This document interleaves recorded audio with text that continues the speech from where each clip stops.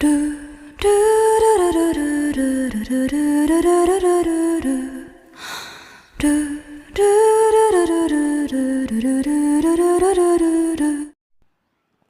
Episode 1 की शुरुआत में हमें हमारा मेन कैरेक्टर यूया हमें बताता है कि इस वर्ल्ड ने उसका दिल से स्वागत नहीं किया है, लेकिन वो फिर भी जितनी हो सके उस छोटी से छोटी मदद किसी की करना चाहता है। जिसके बाद हम देखते हैं यूया कहीं पर जा रहा होता है तो वह देखता है कि कुछ लड़के एक लड़की को परेशान कर रहे होते हैं। ये देखकर यूया उस लड़की की मदद करने के लिए आगे चला जाता है और उन लड़कों को रोकने लगता है। और अब हमें पता चलता है कि यूया बहुत मोटा और बदसूरत है। वो लड़के उसे कहते हैं कि तुम यहाँ क्या कर रहे हो। यही बात वो लड़के भी यूया से कहते हैं और उसे कहते हैं कि तुम यहाँ क्या कर रहे हो। और यूया उन लड़कों से कहता है कि इस लड़की को छोड़ दो, उसे जाने दो। यह सुनकर उन लड़कों को यूया पर काफ़ी ज़्यादा गुस्सा आ जाता है और वो यूया को काफ़ी ज़्यादा मारने लगते हैं, इतना ज़्यादा कि उसकी हालत काफ़ी बुरी हो जाती है। वहीं ये देखकर वो लड़की काफ़ी ज़्यादा शॉक हो जाती है। जिसके बाद हम देखते हैं कि वहाँ पर पुलिस भी आ जाती है। पुलिस को देखकर वो लड़के वहाँ से भाग जाते हैं और वो लड़की यूया की मदद करने के लिए आगे बढ़ती है, लेकिन यूया उससे मदद नहीं लेता बल्कि वह सीधा खड़ा हो जाता है और वो बिना कोई हेल्प लिए वहाँ से चला जाता है, यह बोलकर कि मैं ठीक हूँ। के बाद यूया अपने घर की तरफ जा ही रहा होता है कि तभी वह उन बातों को याद करता है जो उसके दादाजी ने उससे कही थी। उसके दादाजी उसे कहा करते थे कि जिन लोगों को ज़रूरत हो उनकी हेल्प किया करो। और अब हम लोग देखते हैं कि यूया अपने घर के सामने आ जाता है। वह कहने लगता है मुझे पता है कि मैं अगली हूँ से लोग परेशान होते हैं। वो याद करता है कि किस तरह से उसे स्कूल में बुली किया जाता था। सिर्फ स्कूल में ही नहीं बल्कि उसके घर पर उसके पेरेंट्स भी उसके साथ बुरा व्यवहार करते थे और मिडिल स्कूल में आने के बाद तो उसके साथ हैरेसमेंट और भी ज़्यादा बढ़ गई। इस पूरी दुनिया में सिर्फ उसके दादाजी ही उसका ख्याल रखा करते थे। उसे सिखाया करते थे कि अगर तुम लोगों की हेल्प करोगे तो भी काफ़ी ज़्यादा खुशी मिलेगी। फिर यूया ने अपने दादाजी को भी खो दिया। मरने से पहले उसके दादाजी ने अपनी सारी चीज़ें यूया के नाम कर दी, जैसे कि उनका घर और कुछ पैसे। इस घर को यूया से लेने के लिए उसके पेरेंट्स भी आए थे, लेकिन यूया के दादाजी ने सारा कुछ सेटअप कर दिया था, इसलिए यूया के पेरेंट्स ये घर नहीं ले पाए। इस वजह से यूया के पेरेंट्स ने यूया को अकेला छोड़ दिया और पैसे कमाने के लिए यूया हर दिन पार्ट टाइम जॉब भी करता है। अगले सीन में हम देखते हैं कि यूया के स्कूल में ग्रेजुएशन सेरेमनी है और वहीं यूया देखता है कि उसके रिपोर्ट कार्ड पर तो बहुत बुरा लिखा हुआ होता है। वो इसे इग्नोर करता हुआ वहाँ से जा ही रहा होता है, लेकिन कुछ लड़के वापस से उसे बुली करने लगते हैं। यूया उनसे कहने लगता है कि मुझे जाने दो, मेरी पार्ट टाइम जॉब है, मुझे जल्दी वहाँ पर पहुँचना होगा। लेकिन वो यूया की बात को नहीं मानते हैं, उसे काफ़ी ज़ोर से मारने लगते हैं। ये देखकर सारे स्टूडेंट तो हंसने लगते हैं।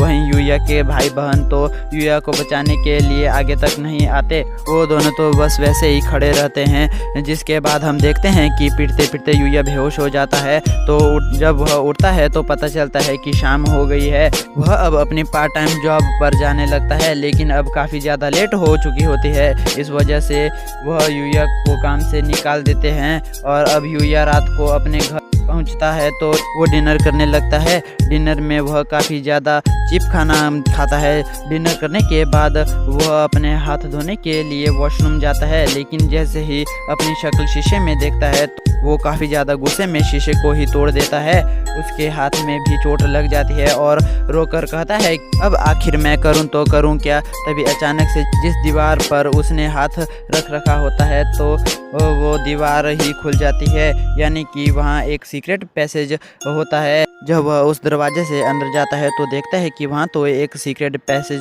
होता है, जहाँ पर वह देखता है कि वहाँ तो काफ़ी सारा पुराना सामान पड़ा हुआ है। उन्हें देखकर यूया कहता है हाँ, दादाजी तो पूरी दुनिया घुमा करते थे, शायद वहीं से वे अलग अलग जगह से सामान लेकर आए और अब वह आगे जा ही रहा होता है। तभी उसे उसके सामने एक दरवाज़ा दिखाई देता है। वह दरवाज़ा काफ़ी ज़्यादा अजीब लग रहा होता है। यूया उस दरवाजे को देखने के लिए उस दरवाजे को ही खोल देता है। दरवाज़ा खोलने के बाद उसे पता लगता है कि दरवाजे की दूसरी तरफ तो एक रूम होता है। यूया जैसे ही उस रूम में कदम रखता है, उसके सामने मेन्यू जैसी एक चीज़ अपीयर हो जाती है, जिसे देखकर यूया काफ़ी ज़्यादा डर जाता है। उस मेन्यू पर दूसरा वर्ड लिखा होता है, जिसे देखकर यूया बिल्कुल भी विश्वास नहीं करता और अब वह उस मेन्यू को अच्छे से पढ़ने लगता है। उसमें लिखा होता है कि यूया को काफ़ी ज़्यादा स्किल्स और टाइटल्स मिल गए हैं। उसे देखकर यूया कहता है, ये तो एक गेम की तरह है, क्या मेरे स्टेट्स इस तरीके से खुल जाएंगे? वह जैसे ही इस बात को कहता है, उसके सामने उसका स्टेटस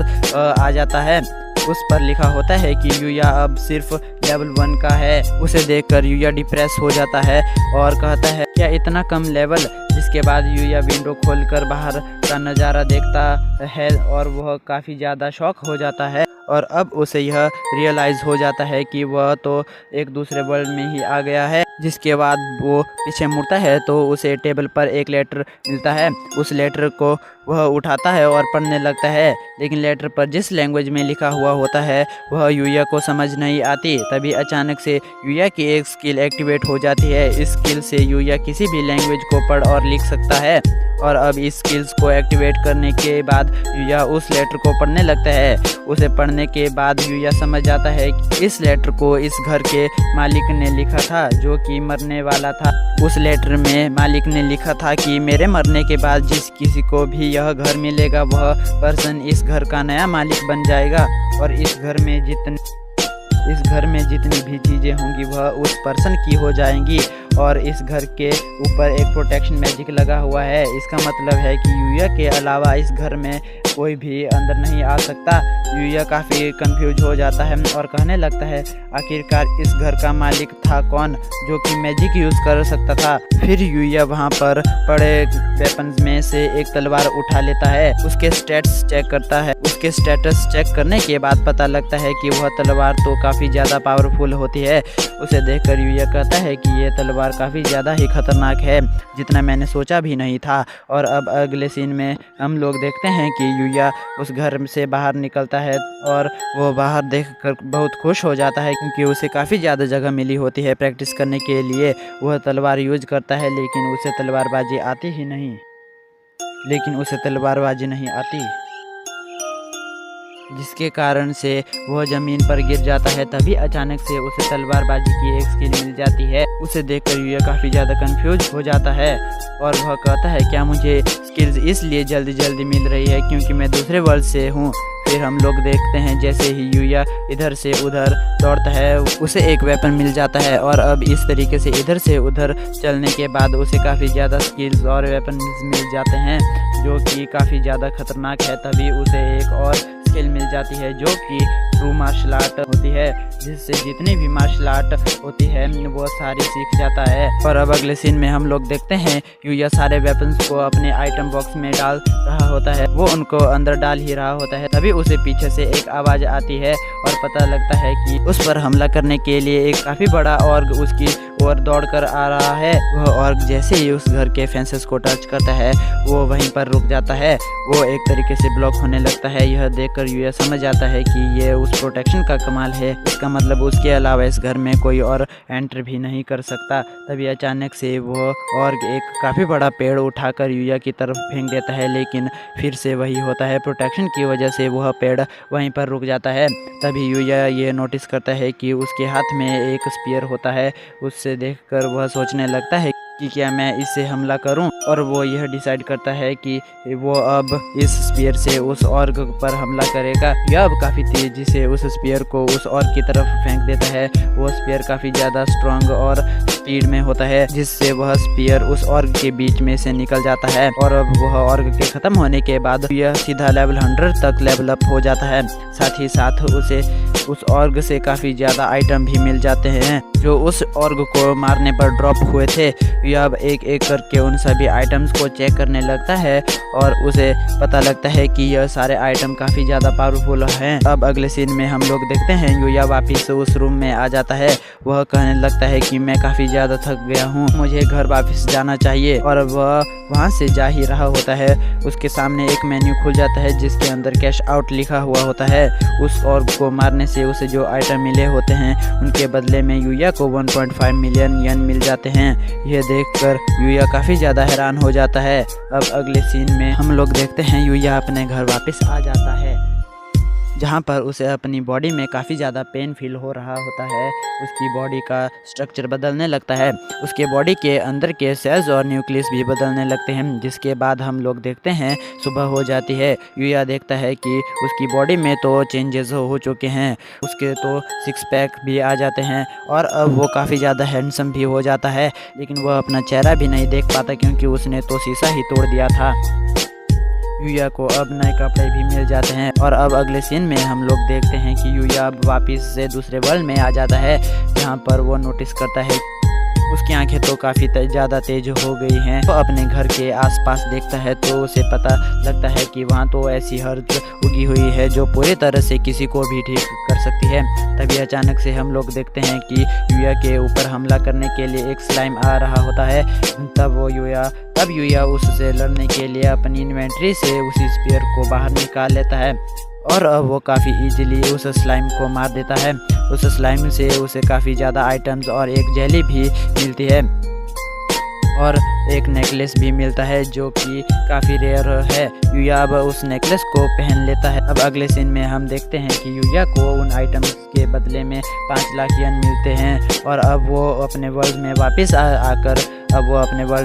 आकर उन्हीं पैसों से अपने लिए एक यूनिफॉर्म को खरीद लेता है। जिसके बाद हम लोग देखते हैं कि युया दूसरे वर्ल्ड में वापस आकर अपने डेली के काम करता है और वो अपनी इस न्यू लाइफ को काफ़ी ज़्यादा एंजॉय कर रहा होता है। अब शाम को युया अपने घर के पास घूम रहा होता है, तभी अचानक से उसे एक गॉब्लिन मिलता है।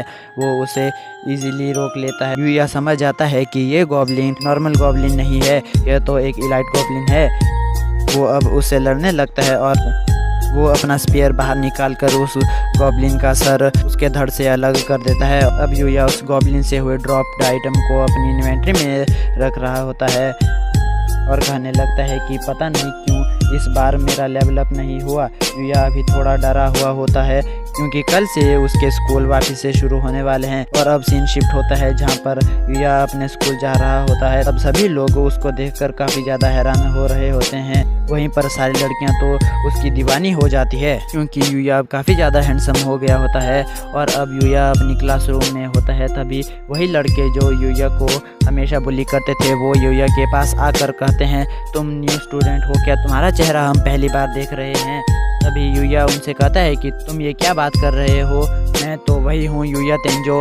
ये सुनकर सभी लोग बहुत ज़्यादा हैरान हो जाते हैं। वहीं पर एक लड़का युया से कहता है, तुम बकवास कर रहे हो, तुम वो अगली युया कैसे हो सकते हो? लोगों की बात सुनकर युया काफ़ी ज़्यादा कंफ्यूज होता है और वो वॉशरूम में जाता है और वो पहली बार अपना चेहरा देखता है तो अपना चेहरा देखकर वो काफ़ी ज़्यादा हैरान हो जाता है। वह कहता है, क्या ये मैं हूँ? जिसके बाद अगले सीन में हम लोग देखते हैं स्कूल के पीछे सभी लोग युया को घेर कर खड़े होते हैं। वह उससे कहते हैं, आखिरकार तुम कौन हो? वहीं पर युया के भाई बहन उससे कहते हैं, चाहे तुमने कुछ भी किया हो तुम हमसे आगे नहीं जा सकते। तभी अचानक से हम लोग देखते हैं वहाँ पर एक कार आकर रुकती है। उस कार में से एक लड़की बाहर आकर युया से कहती है, क्या तुम ही युया हो? और यह वही लड़की होती है जिसको युया ने एपिसोड की स्टार्टिंग में बचाया था।